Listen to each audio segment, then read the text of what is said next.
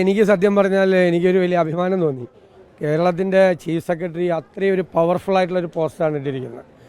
അത് സാധാരണ ആരും ധൈര്യം കാണിക്കാറില്ല, അങ്ങനെ അവരാ ധൈര്യം കാണിച്ചു. പക്ഷെ നമ്മൾ മനസ്സിലാക്കേണ്ടത് ഇത്രയും ഉന്നതമായ പദവിയിലിരിക്കുന്ന കേരളത്തിൻ്റെ ചീഫ് ഓഫ് സ്റ്റാഫായ ഒരു സീനിയർ IAS ഉദ്യോഗസ്ഥയ്ക്ക് പോലും അങ്ങനെ എഴുതേണ്ടി വന്നു എന്നുള്ളതാണ്.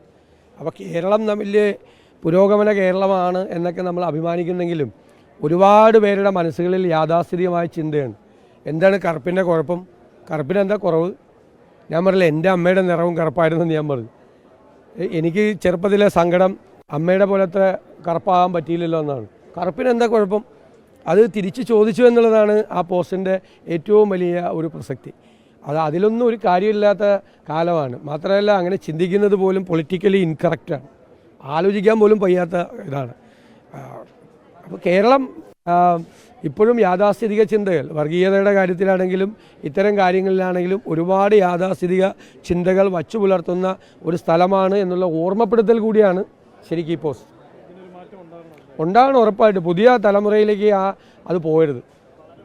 അല്ല, അതാണ് ഞാൻ പറയുന്നത്. നമ്മളിപ്പോൾ സോഷ്യൽ മീഡിയയിലെ ചില കമൻറ്റുകൾ ശ്രദ്ധിച്ചാൽ എത്ര വികലമായ മനസ്സുകളാണെന്ന്. പണ്ട് റെയിൽവേ സ്റ്റേഷനിലെ നമ്മുടെ ടോയ്ലറ്റിലും പബ്ലിക് ടോയ്ലറ്റിലൊക്കെ അശ്ലീലം എഴുതി വയ്ക്കുമായിരുന്നു ആളിൽ. ഇപ്പോൾ അവിടെ ഒന്നും കാണാറില്ല അശ്ലീലം, എങ്ങും കാണാറില്ല അശ്ലീലം. കാരണം അവരെല്ലാം സോഷ്യൽ മീഡിയയിലുണ്ട്. ED അതിൻ്റെ വിശ്വാസ്യത മുഴുവൻ തകർത്തു ഈ റിപ്പോർട്ടിലൂടെ. ED രാഷ്ട്രീയമായി നിഷ്പക്ഷമല്ലാതെ പെരുമാറുന്ന ഒരു സംവിധാനമാണ് എന്ന് എല്ലാവരെയും ബോധ്യപ്പെടുത്തി കൊടുത്ത്. കാരണം ഇപ്പോൾ ധർമ്മരാജൻ കൊണ്ടുവന്ന പൈസയാണെന്നാണ് പറയുന്നത്. നേരത്തെ പോലീസ് റിപ്പോർട്ടിൽ കണ്ട ഒരു കാര്യങ്ങളും ഇല്ല. ക്ലീനായിട്ട് ദേശീയ തലത്തിലുള്ള ഭരണകക്ഷിയെ, അതിൻ്റെ നേതാക്കളെ രക്ഷിച്ചിരിക്കുകയാണ് ED. ബാക്കിയുള്ളവരുടെ പ്രതിപക്ഷ രാഷ്ട്രീയ നേതാക്കളെ വേട്ടയാടുന്ന ED ക്ലീനായിട്ട് കേരളത്തിലെ BJP നേതാക്കളെ രക്ഷിച്ചിരിക്കുകയാണ്. ഇനി ഒറ്റ ചോദ്യത്തിനു കൂടി മറുപടി പറഞ്ഞാൽ മതി. ധർമ്മരാജൻ ഈ പണം എവിടെ നിന്നാണ് കൊണ്ടുവന്ന്? എപ്പോഴും നമുക്ക് കുഴൽപ്പണ ഇടപാടിൽ ആദ്യം അന്വേഷിക്കുന്നത് എവിടെ നിന്നാണ് പണം വന്നതെന്നും എവിടേക്കാണ് കൊടുക്കാൻ കൊണ്ടുപോയതെന്നുമാണ് അന്വേഷിക്കേണ്ടത്. ഇത് രണ്ടും അന്വേഷിച്ചാൽ കൃത്യമായിട്ട് അവരുടെ ധർമ്മരാജൻ്റെ ഫോൺ കോൾ ഉൾപ്പെടെ ഇത് കവർച്ച ചെയ്തുകൊണ്ട് പോയപ്പോൾ ധർമ്മരാജൻ്റെ ഫോൺ കോൾ ആർക്കാണ് ആദ്യം ഫോൺ വിളി? BJPയുടെ സംസ്ഥാന പ്രസിഡന്റിനാണ് ആദ്യം ഫോൺ വിളിച്ചത്. അതിങ്ങനെ പണം നഷ്ടപ്പെട്ടു എന്ന് പറയാൻ. ഇതടക്കമുള്ള കാര്യങ്ങളെല്ലാം പോലീസ് റിപ്പോർട്ടിലുണ്ട്. ഇനിയിപ്പോൾ പകരമായി ഇനിയിപ്പോൾ കരുവന്നൂരിൽ കൂടി CPMനെ കൂടി സഹായിക്കാമെന്ന് നോക്കിയാൽ മതി. ഇവർ തമ്മിലുള്ള നാടകങ്ങൾ കുറേ നാളുകളായി ഇത് ആവർത്തിക്കുന്നു. ഇത് അവസാനം പരസ്പരം കേസുകൾ ഇല്ലാതായി തീരുന്ന ഘട്ടത്തിലേക്കാണ് കേരളം പോകുന്നത്. അതായത് സംസ്ഥാന ഗവൺമെൻറ് ഇവർക്കെതിരെ എടുത്ത കേസും കേന്ദ്ര ഗവൺമെൻറ് CPM നേതാക്കന്മാർക്കെതിരായി എടുത്ത കേസ് രണ്ടും ഇല്ലാതായി പോകുന്ന, അലിഞ്ഞലിഞ്ഞില്ലാതായി പോകുന്ന കാഴ്ചയാണ് നമ്മൾ കണ്ടുകൊണ്ടിരിക്കുന്നത്. അവരിപ്പോൾ ഈ കൊള്ള അന്വേഷിക്കാൻ ഇവർ പോലീസിലെ കൊള്ള അന്വേഷിക്കുന്നത്. കൊള്ള ഈ ഹൈവേ റോബറിയാണ്. ഹൈവേ റോബറി അന്വേഷിക്കേണ്ട പോലീസാണ്. EDക്കൊരു കാര്യമില്ല. ED അന്വേഷിക്കേണ്ടത് ഇത് അനധികൃതമായ പണമാണെന്നാണ്, അല്ലേ? PMLA ആക്ട് അനുസരിച്ചിട്ടാണ് പ്രവർത്തിക്കുന്നത്. Prevention of money laundering ആക്റ്റാണ്.